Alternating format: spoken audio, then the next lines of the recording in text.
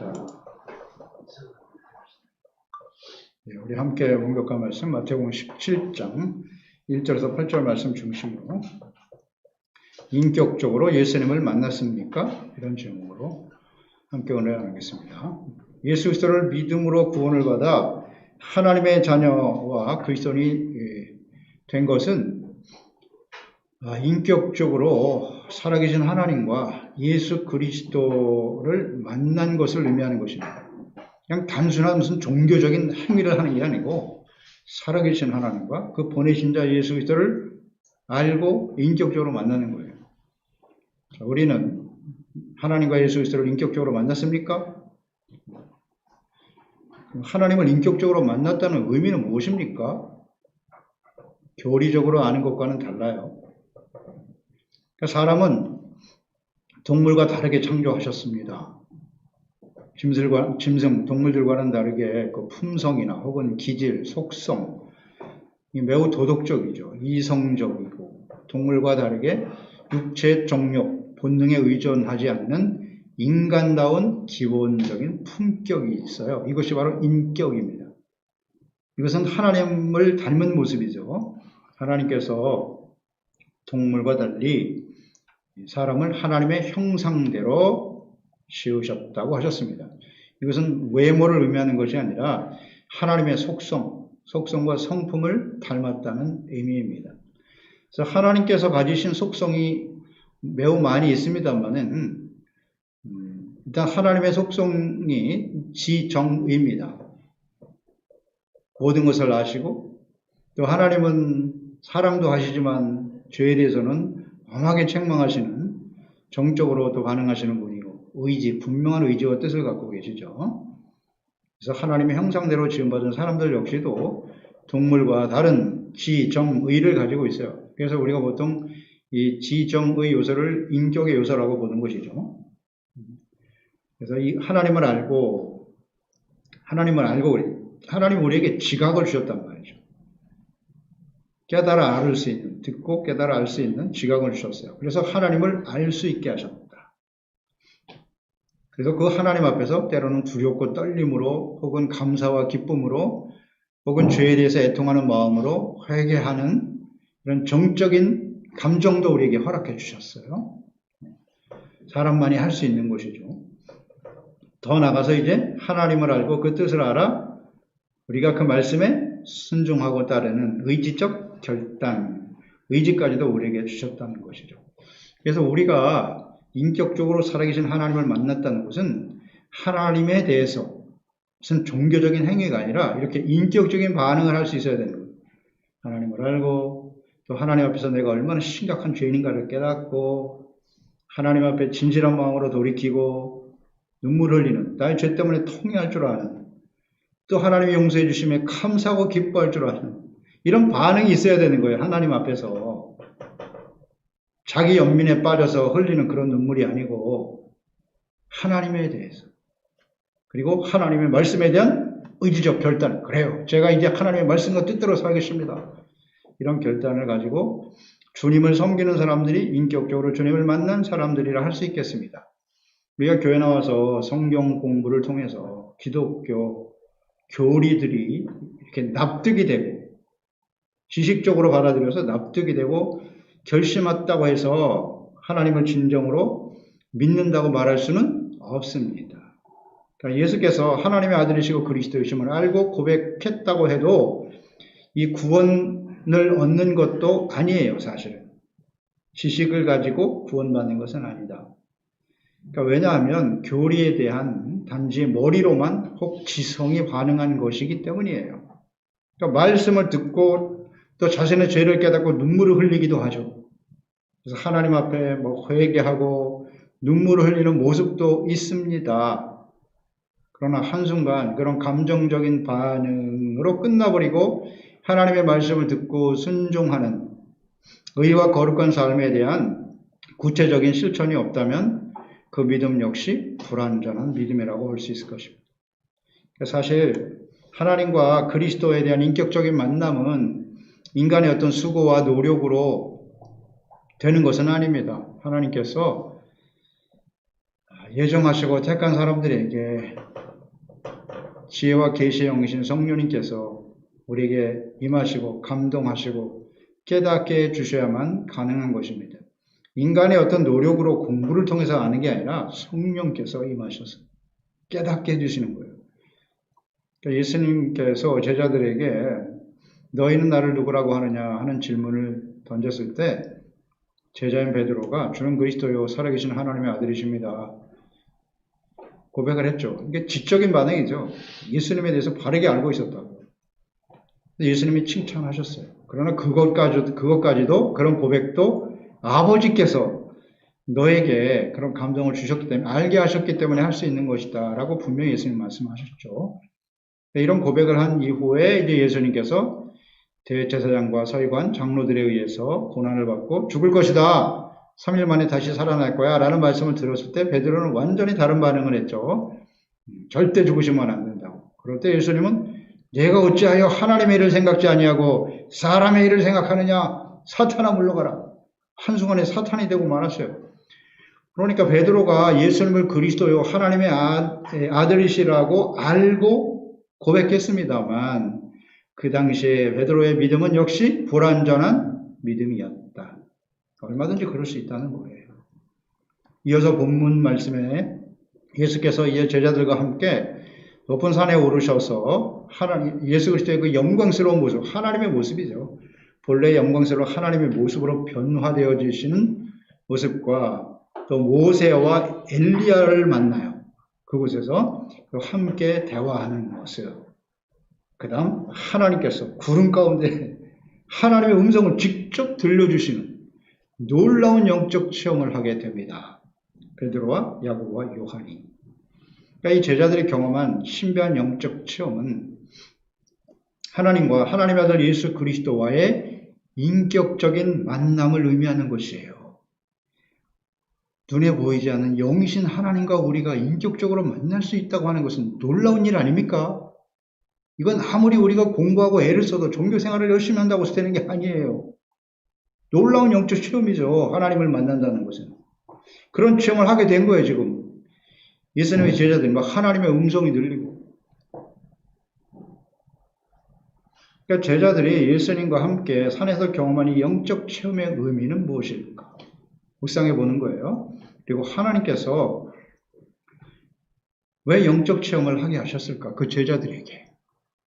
이 상황에서. 그러니까 앞뒤 말씀과 연결해서 우리가 묵상을 해보면 왜 이와 같은 일들을 경험하게 하셨는지를 알 수 있고 목적은 뭘까? 이유는 무엇일까? 라는 것입니다. 오늘 예수 그리스도 안에서 우리가 거듭나서 하나님과 이렇게 예수 그리스도와 인격적인 교제와 만남을 이루는 놀라운 은혜를 체험했다면 그 이유는 뭐냐? 목적은 무엇인가를 묵상해 보는 겁니다.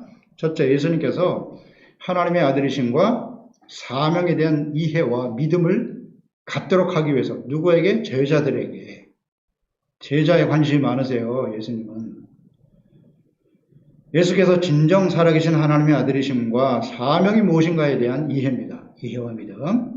지금 베드로와 제자들은 예수님을 하나님의 아들 그리스도로 고백했지만 십자가의 죽으심에 대한 이해가 없단 말이에요. 왜 죽으셔야 하는지. 그러니까 예수님의 사명을 이해하지 못하고 있거든요. 이걸 깨닫게 하시기 위해서 이런 경험을 하게 하신 거예요. 그래서 1절로 3절에 보면 엿새 후에 예수께서 베드로와 야고보와 그 형제 요한을 내리시고 높은 산에 올라가셨다. 그 앞에서 변형이 됐는데 그 얼굴이 해와 같이 빛나더라. 옷이 빛과 같이 휘어졌다. 그때 모세와 엘리야가 예수님과 더불어 말하는 것이 그들에게 보였다는 거예요.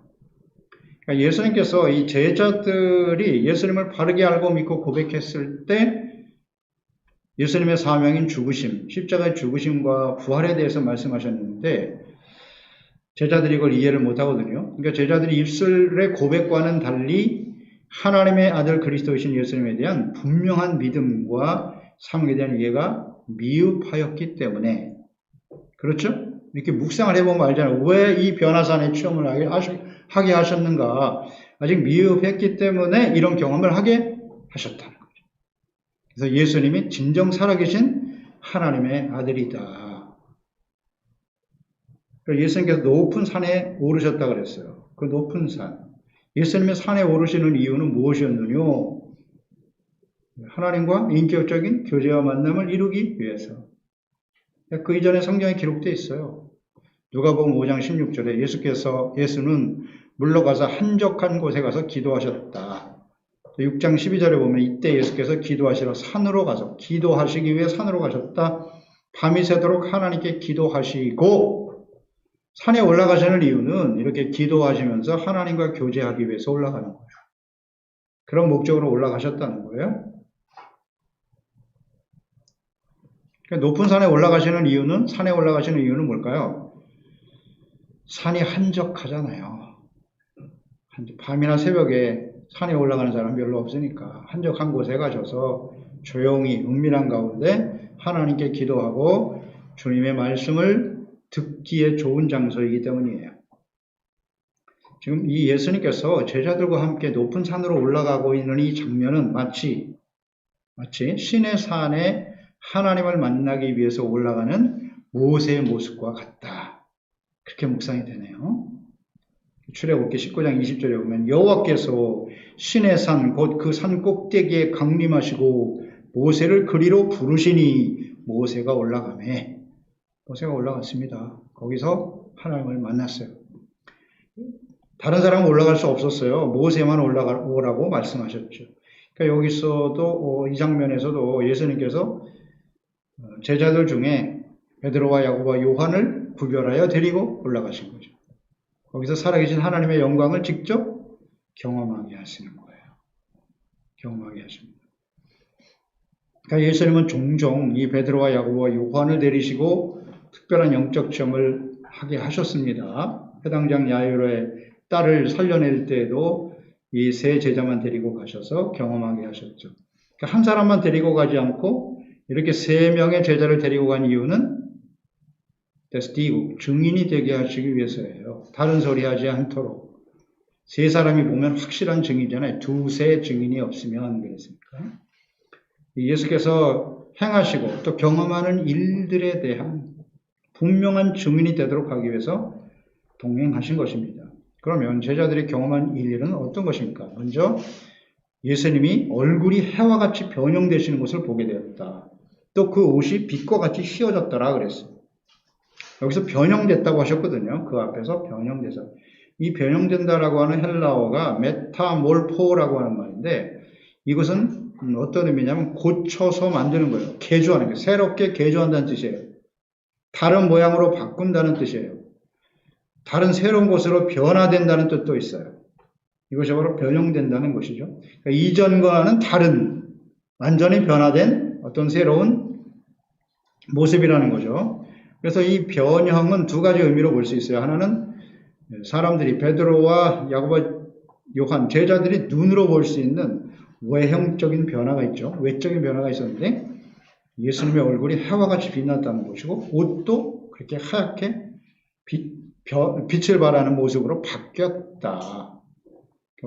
외형적인 모습. 그러니까 그 모습은 사람으로서는 가질 수 없는 모습이죠. 그러니까 하나님의 영광스러운 모습이라고 볼 수 있겠죠. 그러니까 외모로 보아도 예수님은 단순한 사람이 아니라 저분이 하나님이시구나. 하나님이시구나. 이것을 깨닫게 하시기 위해서 외적인 변형의 모습을 보여주신 거죠. 그러니까 사람의 모습으로 이 땅에 오셨지만 예수님은 본래 하나님이셨죠.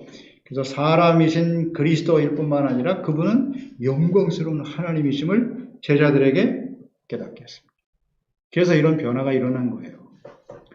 또 하나의 변화는 내면적인 변화죠. 마음을 새롭게 한다. 이 메타몰포라고 이 단어, 이 변형된다는 이 단어가 또 다른 성경 어디에 기록이 되어 있냐면 로마서 12장 2절이에요. 너희는 이 세대를 본받지 말고 오직 마음을 새롭게 함으로 변화를 받아. 이 변화를 받아가 바로 메타몰포예요. 오늘 예수님께서 그 모양이 변형되셨다는 이 단어와 같은 단어예요. 같은 단어를 여기 사용하고 있습니다. 이것은 무엇을 의미해요? 마음을 새롭게 하여 변화를 받아서 어디가 변화돼요? 마음이 변화되는 거죠. 그러니까 외적인 변화일 뿐만 아니라 마음과 내면과 속성이 변화되어지는 그런 의미를 갖고 있죠. 그래서 마음을 새롭게 하고 마음이 새롭게 변화되어야 하나님이 기뻐하시고 온전하시고 선하신 뜻을 분별하게 된다는 거죠. 그런 변화, 근본적인 어떤 마음으로부터의 변화를 의미하는 거예요. 그러니까 마음을 새롭게 하여 변화를 받는다는 뜻은 무엇이겠습니까? 완전히 다른 종류의 새로운 모습으로 변화라고 그랬으니까 우리가 이전에는 육체 정욕을 따라 살았어요. 내가 삶의 주인으로 타고 철저하게 자기중심으로 살았던 사람이었는데 그 마음이 이제는 온유하고 겸손한 예수 그리스도의 마음을 담게 되죠. 그래서 하나님의 말씀에 온전히 순종하는 나의 뜻이 아닌 하나님의 뜻을 받아들이고 그 말씀을 순종하는 것이 의라는 것을 확신하면서 살아가는 새 마음으로 변화된 그런 모습이죠. 그래서 고린도후서 5장 17절에 누구든지 그리스도 안에 있으면 새로운 피조물이다. 이전 것은 지나갔으니 보라 새 것이 되었도다. 이렇게 새롭게라는 것은 완전히 변화되는 거예요. 이전의 삶이 아닌 새로운. 이것이 변형의 의미거든요. 그래서 예수님의 이 변형은 외모뿐만 아니라 그 속성 자체가 단순한 사람이 아닌 하나님의 속성을 가지신 하나님이시다. 이것을 제자들에게 보여 알게 하시는 거죠. 영광스러운 모습으로 변화되어지는 모습을 친히 경험하게 하셨습니다. 이것을 아는 것은 매우 중요하죠. 이러한 신비한 체험이 제자들에게만 주어진 것이 아니라 예수님이 부활하셨을 때 그 모습을 모든 제자들에게 다 보여주셨고요. 이미 부활하신 예수님의 모습 자체가 영광스러운 모습이죠. 또 예수를 믿고 구원받은 우리 그리스도인들에게도 이런 신비한 영적 체험을 하게 하시는데요. 인격적으로 살아계신 주님과 만난다는 것 자체가 신비한 체험이에요. 사람들에게는 알 수 없는 일이죠. 도저히 깨달을 수 없는 일들을 우리에게 경험하게 하시는 것인데 그 목적은 뭐냐? 예수께서 하나님의 아들이시며 그리스도이심을 확실히 알고 믿게 하시는 거예요. 거기에 목적이 있어요. 그리고 증인이 되라는 거죠. 증인. 예수님께서 사도행전 1장에 부활 승천하시기 직전에 제자들에게 하신 말씀이잖아요. 너희는 아버지께서 너에게 약속하신 대로 예루살렘을 떠나지 말고 약속하신 건 성령이죠. 성령을 보내주실 것을 믿고 기다려. 너희는 몇 날에 못돼요? 성령으로 세례를 받으시다. 그러니까 성령이 그 말씀을 하시고 사도행전 1장 8절이죠. 오직 성령이 임하시면 너희가 권능을 받고 유대와 예루살렘과 유대와 사마리아와 땅 끝까지 이르러 내 증인이 되리라. 그러니까 제자들은 예수님의 증인인 거예요. 예수님이 누구신지. 이런 일들을 다 경험하게 하시는 것은 증인되게 하려 하심이에요. 이런 신령한 체험을 하게 하시는 것은 예수님이 그리스도요 살아계신 하나님의 아들이시다. 오직 그분의 말씀만이 진리고 그 예수님의 십자가의 죽으심과 부활을 통해서 이루시고자 하는 하나님의 구원의 역사. 그것을 온전히 이루시기 위해서 오신 분이 예수님이다. 이걸 경험하게 하는 거예요. 증인되게 하시는 거예요. 여기에 목적이 있다고요. 그래서 3절에 보면 그때에 모세와 엘리야가 예수와 더불어 말하는 것이 그들에게 보이거늘 그랬어요. 모세와 엘리야가 내려와서 예수님과 말씀을 나누는 이런 영광스러운 모습을 보게 된 거예요. 첫 번째는 예수님의 변화된 모습, 살아계신 영광스러운 하나님의 아들이라는 걸 보게 했고 그 다음에 모세와 엘리야와 함께 이야기하셨다. 굉장히 중요한 경험이죠. 이거요. 그런데 그 두 사람이 이렇게 내려와서 예수님과 대화를 하고 있을 때 그런 질문을 해볼 수 있겠죠. 그 베드로와 야고보와 요한은 그 사람들이 모세인지 엘리야인지 어떻게 알아? 그 시대 사람이 아니었잖아요. 알 수 없는 사람이 어떻게 알았을까? 예수님과 함께 대화하는 것을 들었을 거예요. 그러니까 알았겠죠. 저 사람이 모세고 이 사람이 엘리야구나. 그런데 왜 그 모세와 엘리야가 예수님과 함께 지금 만나서 대화를 하고 있는가? 이런 생각을 하게 되었겠죠. 그러니까 모세는 율법을 대표하는 사람이고 율법을 받아서 가르치고 증거한 하나님의 종이죠. 출애굽 이스라엘 백성들 애굽에서 인도하여 가나안 땅으로 이끌어가는 과정에서 쓰임받던 종이고 엘리야는 선지자를 대표하는 사람이죠. 그러니까 율법과 선지자를 대표하는 사람이 예수님과 함께 만났다는 거예요. 무슨 뜻이겠어요? 그 율법과 선지자에 나타난 선지서에 나타난 모든 하나님의 뜻을 온전히 이루기 위해서 오신 분이 예수 그리스도다. 예수님을 통해서 이루어진다. 그러니까 다시 말하면 모세 율법과 선지자들의 글은 그것을 모아보면 어떻게 되는 거예요? 구약 성경인 거예요. 그게. 성경 전체 내용이 율법과 선지서의 내용이죠.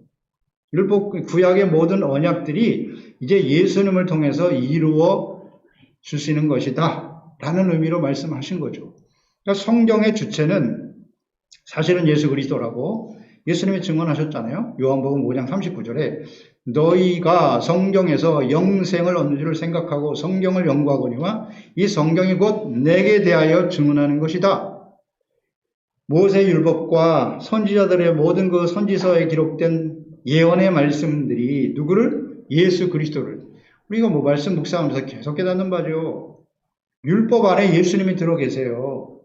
그 성전, 성막, 모든 과정 다 예수 그리스도입니다. 예수님의 피로 죄사함 받고 구원받을 수 있다.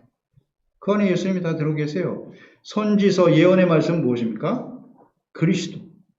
그리스도가 이 땅에 오실 것이다. 그래서 그 그리스도를 통해서 우리의 구원이 온전히 이루어질 것이다. 그 성경 전체 내용이에요. 그러니까 그 예수님이 그 구약에 있었던 모든 약속과 예언들, 말씀들은 그림자고 예수 그리스도가 실체가 되시는 분이시다. 이것을 아주 분명히 성경은 증거하고 있습니다. 그러면 이 예수께서 모세와 엘리야와 함께 나눈 말씀의 내용은 무엇일까? 무슨 말씀을 하셨을까요? 세 사람의 대화 중에. 그러니까 이들과의 대화 속에 예수님께서 이 땅에 오신 목적과 사명을 알 수 있겠죠. 그러니까 오늘 본문 말씀에는 잘 나와 있지 않는데 병행구절이 누가복음 9장 31절에 보면 영광 중에 나타나서 장차 예수께서 예루살렘에서 별세하실 것을 말할세 이렇게 돼 있었어요. 기록되어 있단 말이에요. 그러니까 이 예수님과 모세와 엘리야가 만나서 하신 말씀, 나눈 대화가 뭐냐면 예수님께서 예루살렘에서 별세하실 것을 말했다. 이 별세라고 하는 단어가 헬라어의 엑소도스입니다. 엑소도스. 그러니까 엑소도스라고 하는 의미는 죽음의 본질적 의미를 드러내는 단어죠. 그러니까 죽음이라고 하는 것은 영혼이 육체로부터 떠나가는 것이다. 즉 육체를 떠나서 영원한 하나님의 나라로 가는 것, 이것이 바로 별세했다, 죽었다는 의미거든요. 근데 그 별세를 엑소도스라고 하는 단어로 기록했단 말이에요. 엑소도스, 아주 중요한 의미죠. 엑소도스는 뭐예요? 출애굽기가 엑소도스입니다. 그러니까 이집트에 애굽에 의해서 고통당하고 있던 이스라엘 백성들을 하나님께서 아브라함과의 언약을 이루시기 위해서 모세를 보내서 여호수아를 통하여 가나안 땅으로 인도하셨다. 출애굽하신 거예요. 구원이잖아요. 구원의 언약을 온전히 이루기 위해서 애굽을 떠났다. 죄와 사망에서 떠나 하나님의 영원하신 언약과 하나님의 나라로 인도하셨다. 이게 엑소도스잖아요.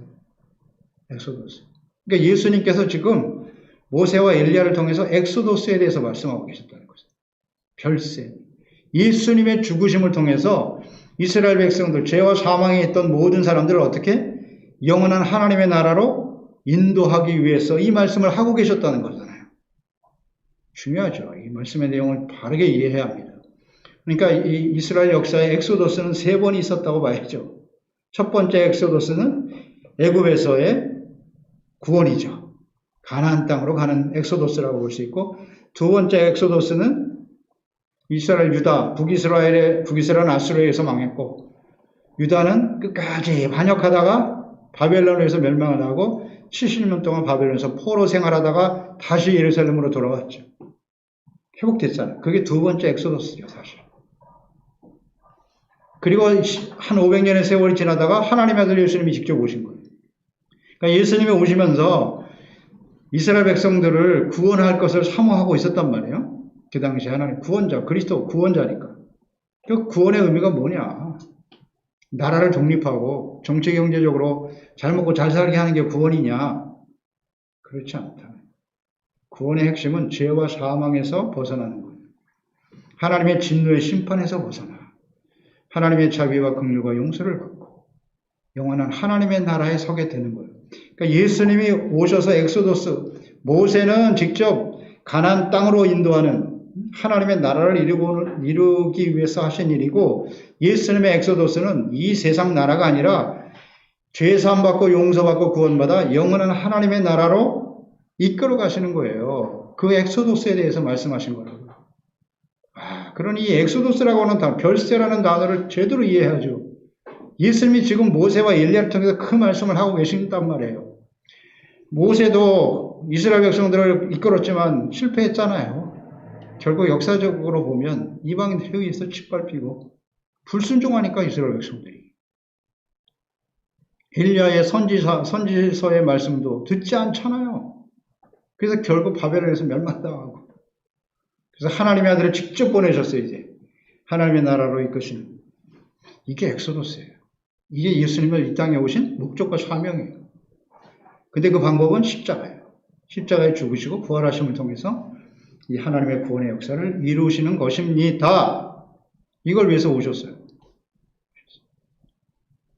그런데 마지막 엑소더스가 하나 남았어요. 그게 뭐냐? 예수님의 재림이에요. 예수님의 재림을 통해서 이 땅에 잘 준비되고 구원의 은혜를 소중하게 여기고 하나님의 말씀에 순종하는 의롭고 거룩한 주의 백성으로 준비된 사람을 데리고 천국으로 가시는 거예요. 그게 마지막 엑소더스예요. 테살로니가서 전서 4장 16절이 하잖아요. 예수님께서 천사장의 나팔 소리로 하늘로 강림하신다. 그때 하나님께서 준비된 사람을 끌어올리시겠다. 공중으로 끌어올려 거기서 주님을 영접하고. 그게 이제 마지막 엑소더스예요. 천국으로 바로 데려가시는 거죠. 이게 다 같은 의미예요. 그러니까 이렇게 주님께서 그 십자가의 죽으심, 이 땅에 오신 목적은 엑소더스에 있다. 예수님의 다시 오시는 재림도 역시 엑소더스다. 맞습니까? 성경을 통해서 이렇게 이해하는 것이 중요해요. 이게 예수님 오신 사명이에요. 예수 그리스도 안에서 우리가 구원받아 하나님의 자녀로 그리스도인으로 예수님의 제자로 살아가는 삶의 의미가 뭐냐는 거죠. 목적과 사명이 뭐냐. 왜 우리에게 이런 신령한 은혜를 주셨느냐. 이런 영적인 체험을 예수님과 인격적으로 만나는 체험을 주셨을까? 바로 이거예요. 예수님이 이 땅에 오셔서 하실 사명과 뜻을 바르게 이해하고 너희들이 나의 증인이 되고 이것을 계승하는 자들이 되라. 아멘. 이런 목적을 가지고 이런 영적 체험을 하게 하시는 겁니다. 두 번째는 영적 체험을 통한 가르침에 대해서 제자들이 무지하잖아요. 잘 모르고 있잖아요. 그리고 장차 당하게 될 고난을 능히 이길 수 있도록 도우신 거예요. 그러니까 이 예수님께서 오신 목적과 사명을 이해하지 못하고 있고, 그러나 분명 그들은 예수님처럼 고난과 시련을 당할 것이라는 걸 예수님 알고 계시잖아요. 그러니까 그럴 때 이 고난을 능히 이길 수 있도록 이런 신령한 영적인 체험을 하게 하셨다는 거예요. 4절에 보면 베드로가 예수께 여쭈어 이르되 우리가 여기 있는 것이 좋사오니 만일 주께서 원하시면 내가 여기서 초막 셋을 짓겠습니다. 하나는 주를 위해서 모세를 위해 엘리야를 위해서 하리이다. 그러니까 이런 영광스러운 영적 체험을 하게 된 제자들의 반응, 주님의 그 목적과는 전혀 맞지 않아요. 잘 이해를 못하고 있어요. 그래서 예수님께서 모세와 엘리야와 함께 나누신 말씀이 별세란 말이죠. 죽기 위해서 오셨다. 그 죽음을 통해서 하나님의 구원의 언약이 성취되는 것이다. 이런 말씀을 하고 계신데 이 제자들은 예수님과 그 모세와 엘리야와 함께 만나고 대화하는 그런 영광스러운 신비한 현상에만 심취하고 있었던 거예요. 그 의미 자체, 목적이 뭔가에 대해서는 별로 관심이 없어요. 그래서 주여, 우리가 여기 있는 곳이 너무 좋습니다. 그래서 초막을 만들어서 예수님과 모세와 엘리야를 함께 모시겠다는 거예요. 이런 신령한 영적 체험을 계속해서 경험하며 누리며 살 수는 없을까요? 이렇게 말하고 있어요. 이것은 마치 오늘날 우리가 기도원 신자라는 말 합니다. 들어보셨나요? 교회에서 예배드리고 말씀 듣고 공부하고 헌신하는 일보다 맨날 기도원에 올라가서 혹은 산에 올라가서 신령한 체험을 하기를 원하고 신비한 영적 체험을 하는 것을 좋아하는 사람들이 있어요. 이 신비한 영적 체험들이 곧 크고 좋은 믿음이라고 착각하며 살아가는 사람들이 있단 말이에요. 그런 사람들을 우리는 기도원 신자라고 그래요. 이런 신비한 영적 체험 자체보다 예수님께서 왜 그러한 체험들을 하게 하시는지, 예수께서 우리를 인격적으로 만나주시고 성령으로 거듭나고 충만한 은혜를 주시는 목적과 뜻이 무엇인가를 바르게 이해하고 그에 합당한 예수님의 증인으로 살아가야 하는 것입니다. 거기에 초점을 두고 있어요. 그러니까 신비한 영적 체험이 어떤 자신의 믿음을 자랑하고 내가 이렇게 대단한 믿음을 가진 사람이라고 신령한 체험을 했다고 자랑하는 것이 목적이 돼서는 안 된다는 거죠. 그리고 영광스러운 위치에 계속 안주하려고 하는 이런 생각을 가지면 안 되고 예수님께서 하나님의 아들 그리스도심을 확신하고 예수께서 고난과 십자가를 통해서 구원의 언약과 사명을 완수하신 것처럼 자기 자신을 부인하고 각자에게 주어진 십자가를 지고 주님을 따름으로써 예수님의 제자와 증인으로 삶을 살아가야 한다. 바로 이게 하나님의 뜻이 아니겠습니까? 그러니까 십자가의 고난은 제자들에게 감당하기 어려운 시험이 될 것이다 라는 것을 예수님은 알고 계십니다. 그래서 제자들에게 장차 예수님과 복음을 위해서 고난과 박해를 당하게 될 때 흔들리지 말고 너에게 주어진 사명과 확신을 가지고 믿음을 가지고 그 사명을 잘 감당하기를 바란다. 이걸 준비할 필요가 있기 때문에 이런 경험을 하게 하시는 겁니다. 의미를 알아야죠. 살아계신 하나님의 아들 예수 그리스도와 인격적인 만남을 경험하게 되면 실제로 하나님을 만난 사람은요. 어떠한 시련과 어려움이 있어도 주님과 함께 능히 이겨낼 수 있다 없다? 이길 수 있겠죠. 예수님이 살아계신 하나님이시고 창세 천지 만물을 창조하신 하나님이 나의 아버지인데 이런 놀라운 만남과 교제가 있는 사람이 눈앞에 있는 시련과 어려움을 두려워하겠습니까? 예수님도 사람의 몸을 갖고 계셨다고요. 겟세마네에서 기도 보세요. 할 수만 있으면 이 잔을 좀 옮겼으면 좋겠어요. 그러나 아버지의 뜻대로 되기를 원합니다. 인간적인 모습을, 인간의 몸은 약하죠. 그러나 예수님은 하나님을 알고 계셨고 자기가 죽어야만 이 구원이 이루어지고 다시 살아날 것도 알고 계셨고 하나님과 함께 하심을 알고 있었잖아요. 그러니까 묵묵히 십자가를 지고 가는 겁니다. 아멘. 그럼 예수님만 그렇게 될까요? 그렇지 않아요. 제자들 다 역시 그 길을 갔어요. 두려워했더니 제자들이 성령이 임하니까 담대한 믿음과 확신을 가지고 복음을 전하다가 예수님처럼 다 순교당했습니다. 다. 어떻게 그럴 수 있었죠? 이런 영적인 체험들이 그들에게 큰 자산이 되는 겁니다. 스데반 보세요. 스데반은 예수님의 제자도 아니잖아요. 사도도 아닙니다. 그냥 집사야, 집사. 근데 집사가 아브라함부터 시작해서 다윗과 예수 그리스도로 이어지는 하나님의 구속사를 그냥 일목요연하게 사도행전 7장 전체 내용이죠. 유대인들에게 전파합니다. 그리고 그들을 책망했어요. 교훈했습니다. 이 소리를 들었던 유대인들은 어떻게 반응했어요? 깨닫고 회개하는 것이 아니라 분노했죠. 분노. 내가 뭔데 감히 우리를 정죄하고 책망하느냐. 그러면서 돌로 쳐서 죽이죠. 심각한 상황이죠. 돌로 맞아 죽는 상황은 정말 고통스러운 상황입니다. 근데 스데반이 순교하기 직전에 하나님께서 하늘에 계신 것과 또 그 보좌 우편에 예수님이 계신 영광스러운 모습을 보게 하시잖아요. 경험하게 하셨잖아요. 보여주시는 거예요. 이렇게 깨닫게 하심으로써 영적 체험이죠. 그러니까 돌로 자기를 죽이려고 하는 그 대상을 두려워하지 않았다. 이게 영적 체험을 하게 하시는 하나님의 뜻이라고요. 보게 하셨다 그랬잖아요. 그리고 스데반의 얼굴이 해와 같이 밝아졌다 그랬잖아요. 예수님처럼. 그러니까 밝은 모습으로 순교할 수 있었다. 그러니까 많은 그리스도인들이 예수를 믿고 고백하고 또 구원의 은혜를 맛보며 감격하며 때로는 크게 기뻐하고 감사하지만 예수님의 복음을 위해서 또 주님을 섬기다가 시련과 고난이 다가올 때 두려워하거나 낙심하거나 실족하는 사람들이 많죠. 왜 그럴까요? 이런 걸 한번 묵상해 보는 거예요. 주님과 우리가 매일매일 하나님의 음성을 듣고 하나님의 말씀 속에서 이런 놀라운 은혜를 체험하게 되면 우리는 확신을 가지고 주님을 따르게 되는 것입니다. 그래서 이렇게 장차 이렇게 예수님을 전파하고 증거해야 하지만 많은 시련과 어려움을 당하게 될 것을 아시고 이겨내도록 하기 위해서 이런 영적 체험을 하게 되었다, 하게 하셨다. 그런 뜻을 바르게 이해해야 합니다. 끝으로 세 번째는 오직 예수님께 집중하고 그분의 말씀만을 들어라. 5절이죠. 당할 때에, 말할 때에 호련히 빛난 구름이 그들을 덮었다. 이런 체험도 한 거예요. 하나님이 직접 나타나 버리신 거예요. 그 자리에. 구름 속에 소리가 나서 이르되 이는 내 사랑하는 아들이요 내 기뻐하는 자니 너희는 그의 말을 들으라 하시는지라.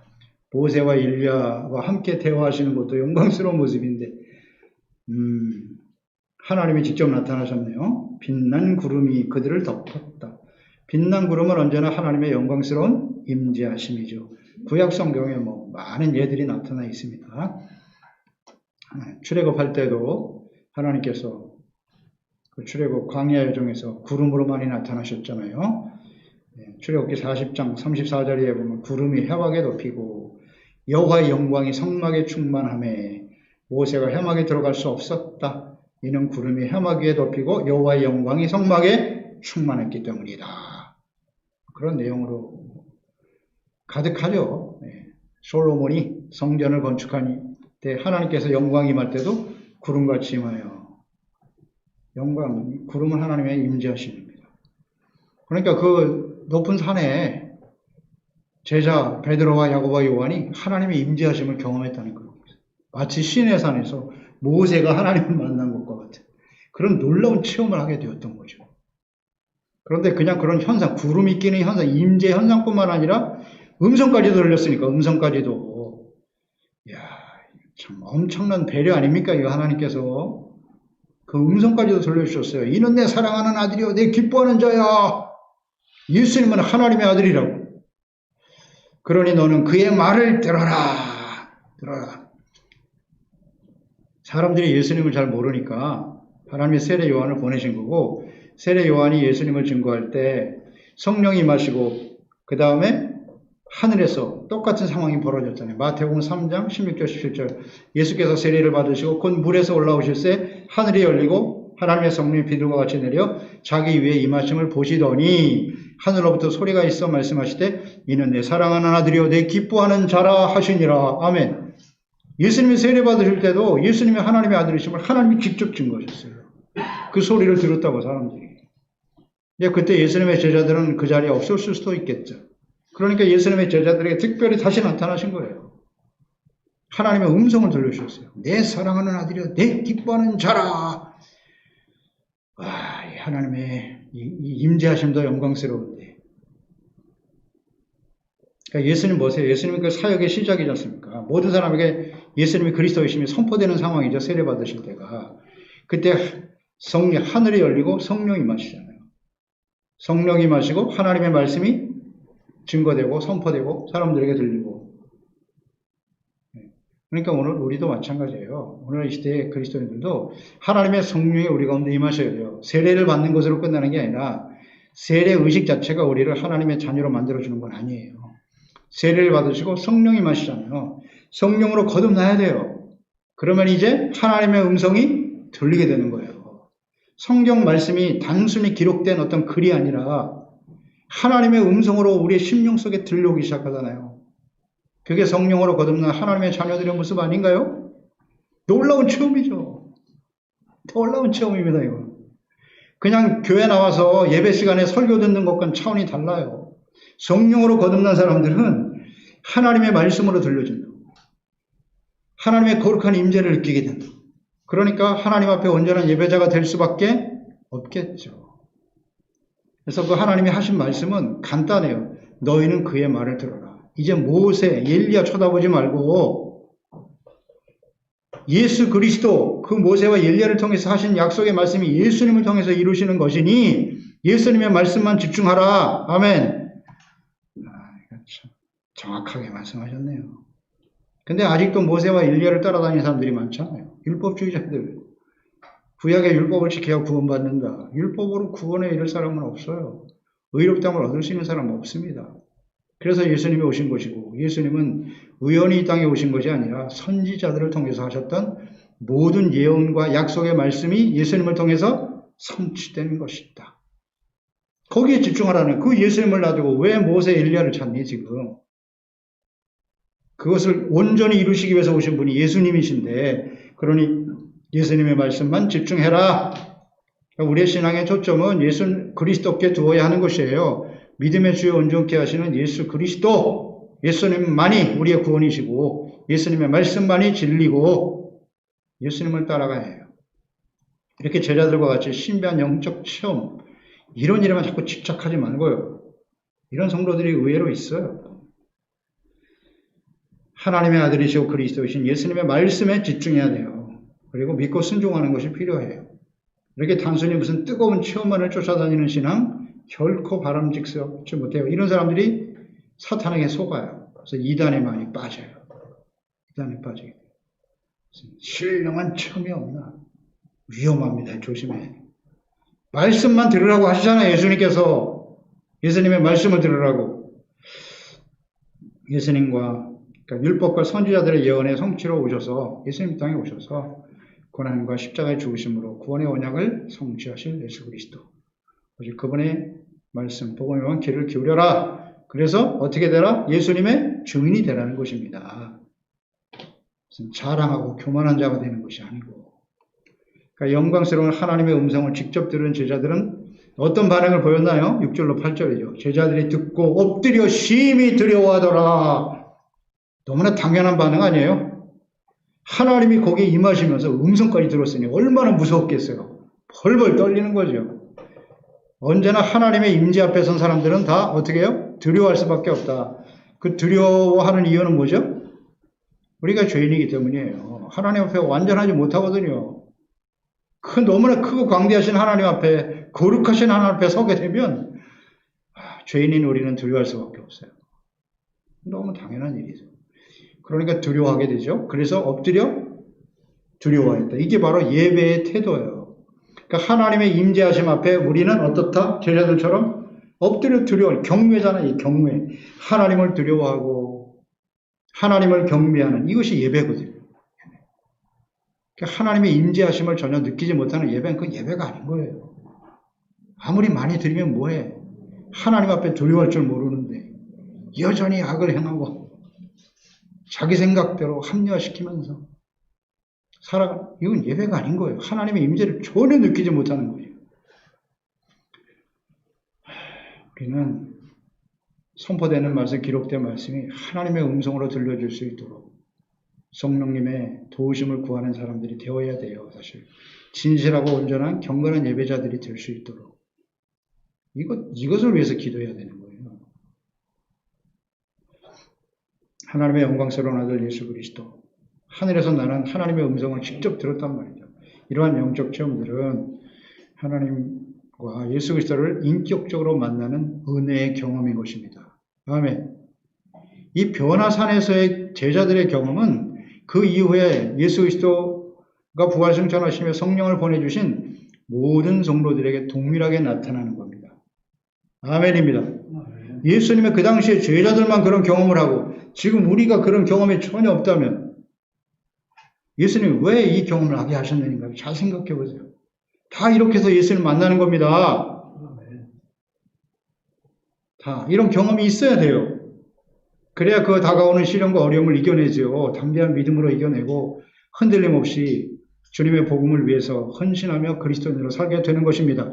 그러니까 이 변화산의 경험이 없는 사람들이 대부분 다 실족하고 떠나고 불신하고 그렇게 되는 거예요. 예수 그리스도를 따르는 삶이 만만치 않습니다. 우리가 선행절에서 16장 마지막 절에 봤지만 예수님을 따르는 그리스도인의 삶은 십자가를 지는 거예요. 각자에게 주어진 십자가를 지고 주님을 따르는 삶인데 이것이 만만치가 않아요. 이 악하고 폐역한 세대 속에서 하나님의 말씀을 따라 의와 진리, 거룩함을 쫓아 살아간다는 건 엄청난 고통과 시련입니다. 이걸 어떻게 이겨내요? 내 의지대로? 내가 노력해서? 아니요. 이 하나님과의 끊임없는 인격적인 교제와 만남이 이것을 우리가 이기게 하고 그리스도인답게 살아가게 하는 것입니다.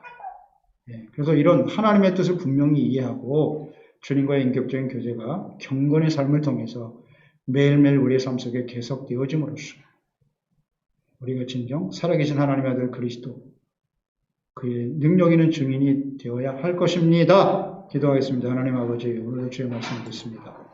예수님께서 제자들을 높은 산으로 데리고 올라가서 이런 신령한 경험, 체험을 하게 하셨습니다.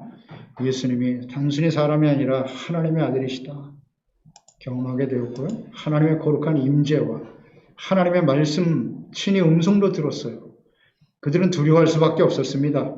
그렇지만 예수 그리스도가 평안하게 하셨고 눈을 뜨고 나니 모세와 엘리야는 사라지고 예수님만 보이더라. 그렇습니다. 예수님만이 모든 구약에 하셨던 언약의 말씀의 성취요. 예수 그리스도를 통해서만이 우리는 구원을 받고 생명과 은혜 가운데 참여하게 되는 것입니다. 주여, 이런 하나님의 놀라운 주님과의 살아계신 하나님과의 인격적인 교제와 만나니 이런 영적 체험이 날마다 우리의 경건의 삶 속에 일어나게 하시고 예수 그리스도의 능력 있는 증인이 되어 살아갈 수 있는 우리 모든 지체 가족들 되게 하여 주시옵소서. 예수님의 이름으로 기도드리옵나이다. 아멘.